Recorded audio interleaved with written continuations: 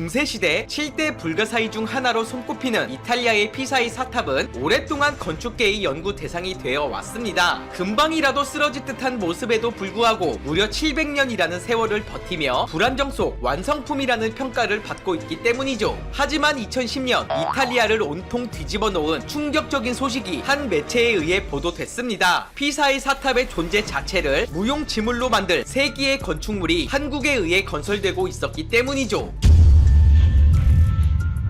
최근 해외 각지에서는 메이드 인 코리아 제품들이 고공행진을 이어가고 있습니다. 그중 국내에는 잘 알려져 있지 않지만 현지에서 의외로 주목받는 국산품이 있는데요. 바로 세계 각국의 도시를 상징하는 랜드마크입니다. 대만에는 수도 없이 많은 고층 건물이 있지만 가장 대표적인 것은 타이베이 101입니다. 정식 명칭은 타이베이 금융센터 대만증권거래소가 들어선 경제의 중심지로 유명한 곳인데요. 비록 현재 순위에서 밀려나긴 했으나 2004년 지상 101층 지하 5층의 규모로 지어졌을 당시만 해도 세계에서 가장 높은 빌딩으로 손꼽히며 수많은 관광객을 끌어모으기도 했습니다. 놀랍게도 이 건물을 준공한 회사는 삼성물산입니다. 그보다 더 놀라운 것은 이 건물의 기록을 경신한 것 또한 삼성물산이었다는 사실이죠. 바로 두바이의 심장이라 불리는 부르즈 할리파입니다. 부르즈 할리파, 다른 말로 버즈 두바이는 두바이의 탑이라는 의미로 첨탑을 포함 약 830m의 높이를 자랑하며 현세의 바벨탑이라 불리고 있습니다. 층수로만 따져도 무려 163층이나 되는 이 건물은 준공 당시 3일에 1층씩 올라가는 층당 3일 기법으로 세계적인 주목을 받기도 했습니다. 마카오 반환 2주년을 기념해 세운 높이 338m의 마카오 타워 역시 한국 기업에 의해 세워졌습니다. 맑은 날에는 중국 본토와 홍콩까지 보인다고 하니 그 높이를 짐작하기도 어려운데요. 세계에서 가장 높은 223m의 번지 점프대는 극한의 아찔함에 국내는 물론 해외 방송에서도 여러 번 다뤄지기도 했죠. 하지만 오늘의 주인공은 이처럼 단순히 높이만 높은 건물이 아닙니다. 한국이 아니었다면 건설 자체가 불가능했던 미스테리한 랜드마크, 바로 싱가포르에 위치한 마리나 베이 샌즈 호텔입니다. 57층짜리 세계동이 나란히 서 있는 이 건물은 대한민국 해외 건설 40년 역사상 최대 규모의 단일 건축 프로젝트이자 한국 업체인 쌍용건설이 시공을 맡았다는 이유 하나만으로 엄청난 화제를 모으기도 했는데요. 수주액만 해도 무려 9천억이 넘는 이 미친 계획은 단순히 특이한 랜드마크 건설이 아닌 그 이상의 의미를 내포하고 있었습니다. 싱가포르는 당시 이 일대를 마치 두바이와 같은 복합 리조트 단지로 구성하여 국제적 여행지로 탈바꿈하기 위한 국가 단위의 노력을 쏟아붓고 있었습니다. 그러기 위해선 상징성이 필요했습니다. 마리나 베이 호텔이 바로 그 부분을 담당, 싱가포르의 차세대 성장 동력으로 삼겠다는 원대한 계획의 중심이었던 셈이죠. 건설 초기부터 전 세계가 주목한 이유는 규모 자체도 거대했지만 불가능에 가까운 시공법 때문이었습니다. 세계 7대 불가사의로 손꼽히는 피사의 사탑의 기울기인 5.5도보다 약 10배가량 더 기울어지게 설계됐는데 이는 싱가포르의 관문을 상징하는 사람인의 형태를 표현하기 위함이었는데요. 피사의 사탑은 700년간 쓰러지지 않았다는 것으로 유명하지만 사실 이는 건설 초기부터 지금까지 수백 년에 걸친 크고 작은 보수공사 덕분이었습니다. 1173년 착공된 이후 건설 기간만 무려 200년이었던 피사의 사탑은 1372년까지 세 차례에 걸친 공사 끝에 비로소 완공됐는데 시간이 이토록 지체됐던 이유는 토질이 점토와 모래로 된 연약한 충적토였기 때문이었습니다. 1차 공사 이후 집안 치마로 기울어짐이 처음 발생한 이후 2차 공사에서 보강 작업을 했지만 탑은 계속 기울어졌습니다. 완공 후에도 약 600년 동안 조금씩 기울어져 1990년대 들어서는 거의 붕괴 직전까지 이르게 됩니다. 이탈리아 정부의 끈질긴 노력 끝에 현재는 비로소 5.5도에서 기울어짐이 멈춰진 상태지만 엄밀히 말해 유지 보수의 힘이었을 뿐 불가사의로 추앙받을 만큼 독특한 건축법이라기엔 분명 무리가 있는 셈이죠. 애초에 기울어진 형태의 건물 자체가 상식적이지 않기 때문에 실제로 마리나베이 호텔에 입찰 당시에도 상당수의 해외 건설사들을 포기하게끔 만든 것이 바로 사람인 모양의 디자인 때문이었습니다. 때문에 2006년 공개 입찰 개시 후 시공사를 선정하기까지 무려 1년 넘게 걸릴 정도로 그 절차 또한 까다로웠는데요. 최대 4개사로 압축되는 과정에서도 창의적인 디자인과 기술과 설계에 부담을 느낀 건설사들은 슬쩍 말을 바꾸며 원한 설계에 대해 어렵다는 입장을 내비치기도 했습니다. 단 한 곳 쌍용건설을 제외하고 말이죠. 당시 쌍용건설은 원한 설계를 해치지 않고 디자인을 최대한 살리는 설계안을 제출, 덕분에 최저 입찰을 제시하지 않고도 당당히 시공사로 선정될 수 있었습니다. 하지만 이후가 문제였습니다. 시뮬레이션글과 기울어진 동쪽 구조물은 8층을 짓기도 전에 붕괴되는 것으로 나타난 것인데요. 막판까지 치열한 논의 끝에 얻어낸 결론은 비어있는 공간에 지지대를 설치하는 쪽으로 설계하는 방향이었습니다. 여기서 쌍용건설은 지금까지 단 한 번도 시도해본 적 없는 천재적인 발상을 해내며 지지대 없이 그 어려운 공사를 해내게 됩니다. 불가능을 가능케 한 핵심 비결은 교량을 건설할 때 이용하는 포스트 텐션이란 기술 덕분입니다. 현수교를 보면 가느다란 수많은 철근이 다리를 지탱하고 있는 것을 보셨을 텐데요. 바로 이 점을 활용한 것입니다. 일반 철근의 5배의 강도를 가진 7개의 철사를 꼬아 만든 당연선을 골조 벽체 안에 설치, 건물을 잡아당겨 고정하는 방식으로 아울러 건물 하중을 효과적으로 분산하고 건물이 변형되는 것을 막기 위해 23층부에 이용한 거대한 강철 구조물 역시 신의 한 수로 여겨지고 있습니다. 한편 세계인들이 마리나 베이 호텔을 8대 불가사의라 지칭하는 또 다른 이유는 저 높은 건물 위에 도대체 어떻게 배를 올렸는가입니다. 쌍용건설에 따르면 길이 343m, 최대 높이 16.4m, 전체 무게 6만 톤에 이르는 스카이파크를 3개의 타워 위에 지붕처럼 얹는 일은 또 하나의 역사적인 도전이었다 라고 얘기할 정도인데요. 결론부터 얘기하면 반조립 형태로 올려져 타워 위에서 마무리 조립을 하는 방식을 사용했습니다. 사실 말이 쉽지, 대략 75m 정도의 크기에 700톤 정도 무게를 가진 구조물을 조립한 후 대형 크레인을 이용해 200m 상공으로 끌어올리는 일은 불가능에 가까웠습니다. 한 개의 철골을 들어 올릴 때마다 무려 16시간이 걸렸다는 것을 보면 말이죠. 심지어 끌어올린 철골 구조의 무게도 무려 7,700톤이나 됐으며 연결해야 할 타워들의 간격도 각각 37m, 36m에 달했습니다. 약 200톤 물량의 볼트와 너트가 사용된 건 덤이었습니다. 무려 곡절 끝에 스카이파크를 포함 총 60층 3개동 2561객실에 면적이 30만 제곱미터에 달하는 마리나 베이 샌즈 호텔이 싱가포르의 명소로 탄생하게 됐습니다. 건설 기간도 2010년 3월 종료, 무려 27개월이라는 짧은 기간 안에 이루어져 기염을 토하기도 했는데요. 싱가포르가 처음에 계획했던 랜드마크를 통한 상징화 역시 성공했다는 평가가 줄을 이었습니다. 비록 카펠라 호텔이 최종 낙찰되긴 했으나 한때 북미 정상회담의 유력한 후보지로 손꼽혔던 것이 바로 그 증거였죠. 그리고 이 결과는 쌍용건설을 단번에 세계적인 건설사로 끌어올리는데 결정적인 역할을 했습니다. 전세계 리조트 단지의 결정판이라 불리는 두바이의 인공섬 팜 주메이라, 그곳에서 쌍용건설은 제2의 역사를 써내려가고 있습니다. 최상단부에 43층 높이의 특급 호텔 1개동과 고급 레지던스 1개동을 짓는 프로젝트로 수영장만 170개가 들어가는 로열 아틀란티스 건설 수주에 성공한 것이죠. 2015년 입찰 당시 벨기에의 베식스와 각축을 벌였지만 최종 5대5 합작하는 것으로 결정됐습니다. 하지만 주목할 부분은 전체 감독 관리를 쌍용건설이 맡았다는 점인데요. 베식스는 이미 두바이에 여러 차례 초고층 건물을 짓는 등 세계적인 명성을 갖고 있었지만 마리나 베이 샌즈 등 랜드마크 시공 실적과 더불어 쌍용건설의 남다른 기술력을 인정받았기 때문이라는 분석입니다. 관계자에 따르면 랜드마크 건축물을 짓는다는 건 매우 자랑스러운 일이지만 시대를 앞서가는 건물을 짓기까지 막중한 책임감과 부담감은 이루 말로 표현할 수 없다. 건설 기술을 인정받기까지 수많은 한국인들의 땀방울이 모인 결과다 라며 자랑스러워하기도 했습니다. 정작 한국엔 초고층 건물이 별로 없어 아쉽긴 하지만 어쨌든 그 이유가 기술력 부족은 아니어서 다행이라는 생각이 듭니다. 오늘 영상은 여기까지입니다. 끝으로 구독과 좋아요 부탁드리겠습니다.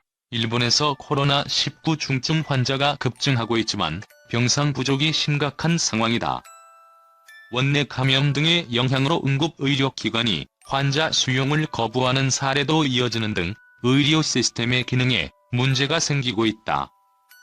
25일 아사히 신문에 따르면 이달 1일 기준 일본 내 코로나19 감염자 중 집중치료가 필요한 중증 환자는 60명이었다. 그러나 24일에는 1일에 4배가 넘는 263명으로 늘었다. 감염 확산이 진정세를 보이지 않고 있기 때문에 중증 환자는 더욱 증가할 전망이다. NHK의 집계에 의하면 24일 0시 기준 일본의 전체 확진자에서 증상이 개선돼 퇴원한 이들과 사망자를 뺀 격리, 입원 필요 환자는 1만 33명에 달했다. 그러나 이들을 수용해 치료할 병상은 별로 여유가 없는 상황이다. 전국 47개 도도부 현중 19개 지역은 코로나19 감염자를 위해 확보한 병상의 절반 이상이 이미 입원 환자로 채워진 상태라고 요미우리 신문이 전했다. 이 중 후쿠오카현 등 5개 지역은 코로나19 병상의 80% 이상이 사용 중이다. 도쿄도의 경우 자택에서 요양 중인 확진자를 포함한 입원자 수는 2,400명으로 전체 병상 수보다 많았다. 80년대부터 의료비 억제 우선 정책으로 의료체계 약화. 도쿄신문은 일본의 의료 시스템 약화가 최근에 시작된 일이 아니라며 1980년대부터 의료비 억제를 우선해 의사의 수를 억제하는 등 고령화 사회가 예견됐는데도 어울리지 않는 정책을 계속했다는 사토 히데노리 도쿠후쿠 시대准교수의 해석을 소개했다.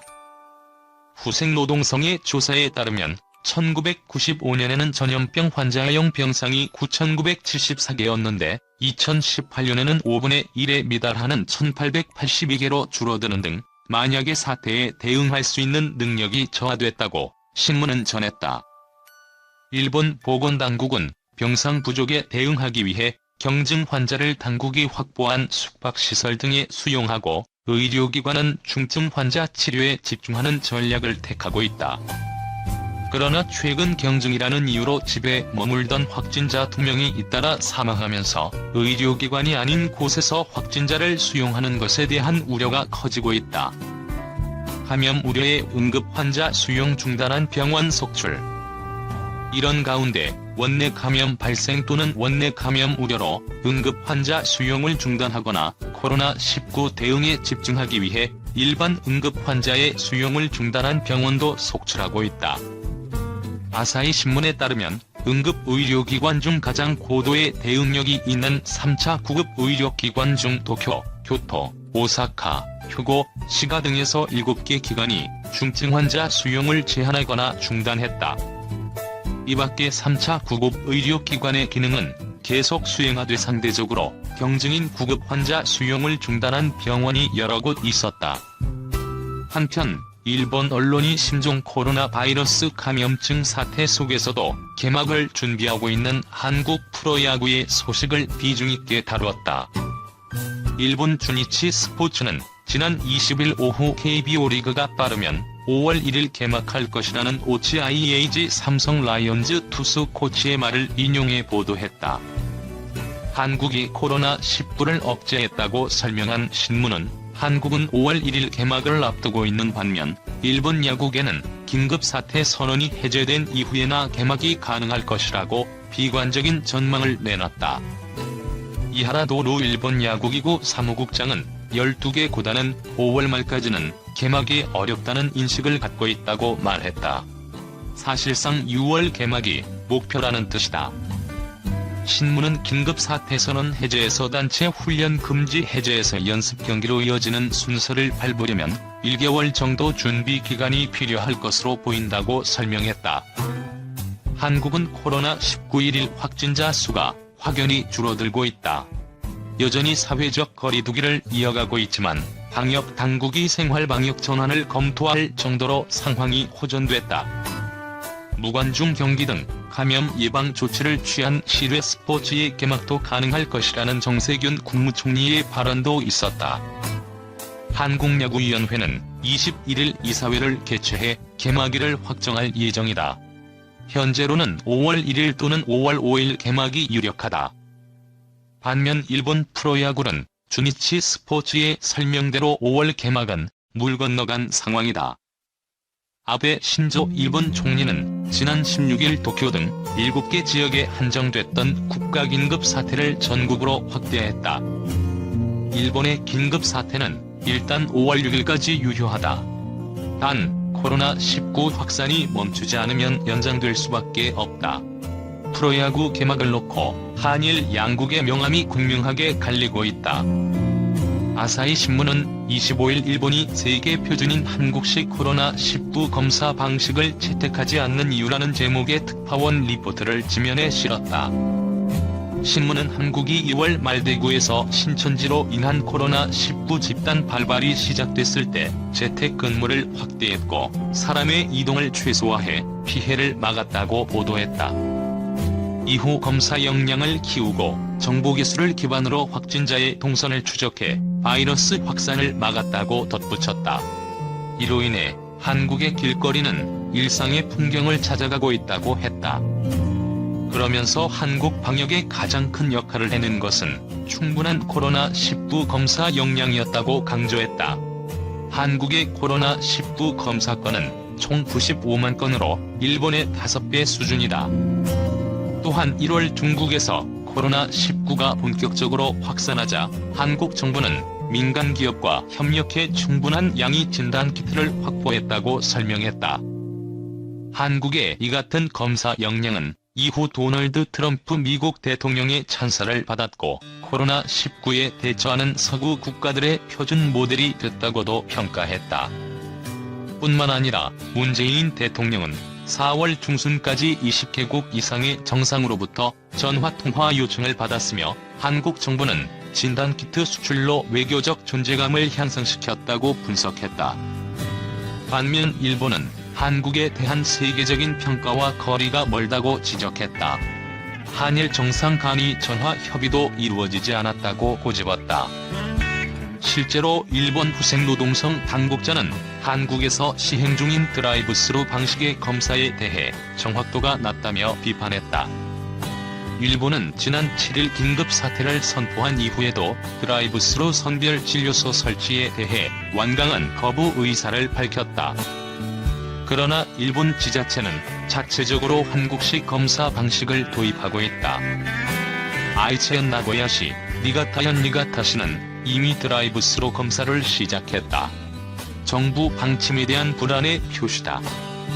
또 24일 NHK에 따르면 가나가와현 요코스카시는 이날부터 코로나19 검사를 위한 워크스루 방식 검사를 도입했다. 요코스카시의 워크스루 진료 부스는 지붕이 있는 주차장에 설치됐다.